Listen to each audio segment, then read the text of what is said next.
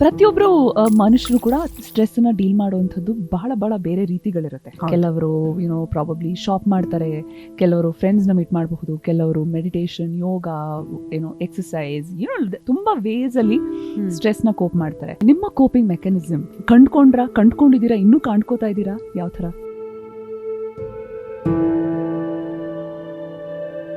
I think ನಂಗೆ ಇನ್ನೂ ಒಂದು ಪರ್ಟಿಕ್ಯುಲರ್ ಆನ್ಸರ್ ಗೊತ್ತಿಲ್ಲ. ಲೈಕ್ ಏನು ಮಾಡಿದ್ರೆ ಐ ಕ್ಯಾನ್ ಕಾಂಬ್ಯಾಟ್ ಸ್ಟ್ರೆಸ್ ಅನ್ನೋದು ಇನ್ನೂ ಅರ್ಥ ಆಗಿಲ್ಲ. ಕೆಲವು ಸತಿ I want to just be alone. ನಾನು ಯಾರು ಮಾತಾಡಿಸ್ಬಾರ್ದು, ನಾನು ರೂಮಲ್ಲಿ ಕೂತಿರ್ತೀನಿ, ನಾನು ಏನೋ ಮಾಡ್ತಿರ್ತೀನಿ, ಐ ಜಸ್ಟ್ ಸ್ವಿಚ್ ಆಫ್ ಆಗಿರ್ತೀನಿ, ನನಗೆ ಯಾರೂ ಮಾತಾಡಿಸ್ಬಾರ್ದು. ಬಟ್ ಕೆಲವು ಸತಿ ನಾನು ಸ್ಟ್ರೆಸ್ ಆಗಿತ್ತು ಅಂದರೆ ನನ್ನ ಸುತ್ತ ಜನ ಬೇಕು, ನನಗೆ ನನ್ನ ಫ್ರೆಂಡ್ಸ್ ಬೇಕು, ನನಗೆ ನನ್ನ ಫ್ಯಾಮಿಲಿ ಮೆಂಬರ್ಸ್ ಬೇಕು. ಇಷ್ಟಿದ್ದ ಜನ ಇದ್ರೇನೆ ನನಗೆ ನಾನು ಸರಿ ಹೋಗೋದು ಅಂತ ನನಗೆ ಗೊತ್ತಿರುತ್ತೆ. ದಟ್ ವೇವ್ ಲೆಂತ್ ಅವ್ರ ಜೊತೆ ಮಾತ್ರ ಮ್ಯಾಚ್ ಆಗುತ್ತೆ. So that is how till date I have try to combat it.